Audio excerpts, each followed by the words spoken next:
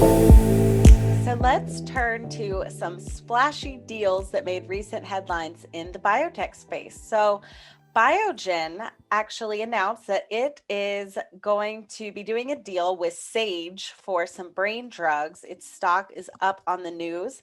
Biogen, of course, is coming on the heels of some pessimistic news about its Alzheimer's drug from the FDA Advisory Committee.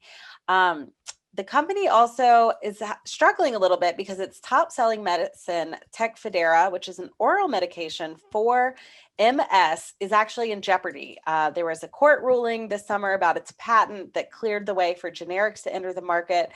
Biogen investors have been on a wild ride, not in a fun way. Stock is down 19% year to date. Right before the FDA advisory committee, the stock shot up more than 40%, only to lose all that ground once the results were disclosed.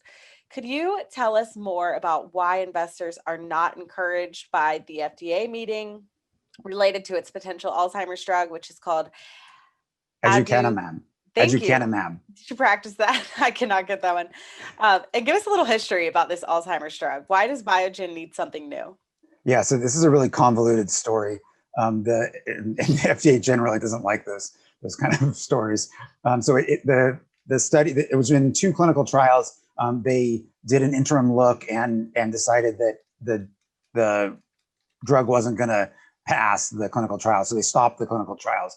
But then they sort of took a closer look, and they saw the patients that had gotten more of the drug.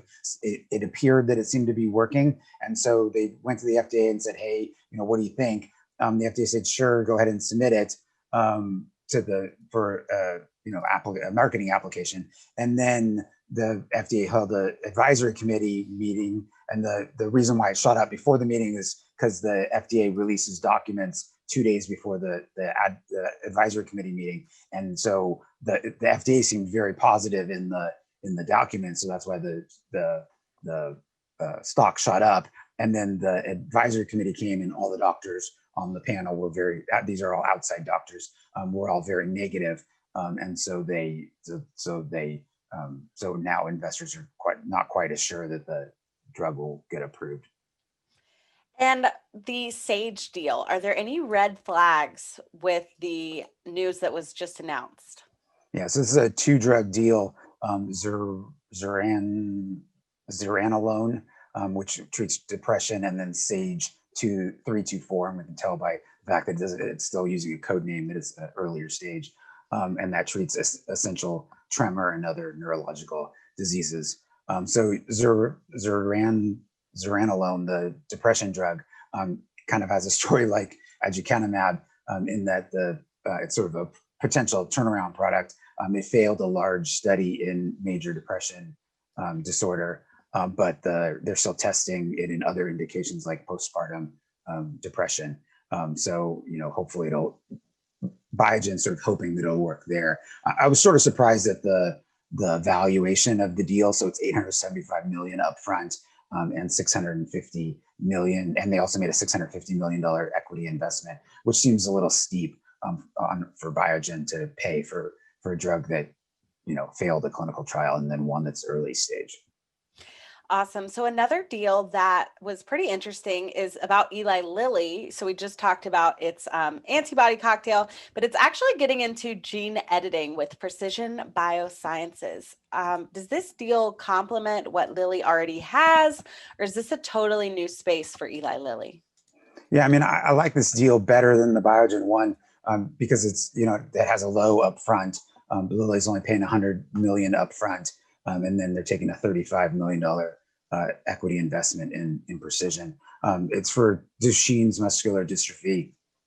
And then there's also 2 undisclosed gene targets, and then Lilly has an option for 3 more gene targets. So that's quite a big options. And obviously there's going to be milestone payments, and probably options payments if they pick up those other options. So Lilly will end up paying more, but only if they are convinced that the drugs will work. It's too early stage to really know if it's really a good deal, but it's relatively low risk, and I like that. It definitely will help boost Eli Lilly's pipeline and drug companies obviously always need that sort of thing. Awesome. So the last deal that's top of mind, Merck has said that it is going to buy OncoImmune amid the race for a COVID-19 treatments. What do you think of this? How much is Merck paying for this? Yeah, it's a 425 million in cash, and they get the company outright. So the other two were licensing deals, but this is a full buy. And then the OncoImmune's a private company, and the shareholders are eligible to receive undisclosed regulatory milestone payments and sales milestone payments. So Merck will pay more than 425, but only if the drug actually ends up working.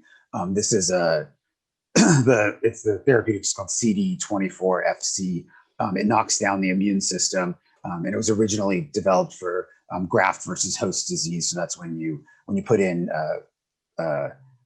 immune cells into a patient because you're trying to treat a disease, and then the immune system those immune cells start attacking the patient. So it was originally designed to knock down the immune system, but of course COVID-19 also has a problem where the immune system becomes hyperactive, and that causes a lot of damage to tissue, and that's what most patients or many patients are dying of.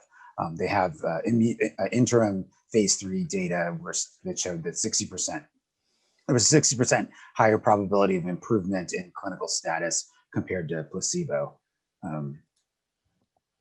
So I think it's probably a good deal, but I think it depends on it depends a lot on whether the drug ends up panning out. And then also in terms of COVID-19, if we get the vaccination, we get people vaccinated pretty quickly, then there's going to be a lot less people with severe COVID-19 disease.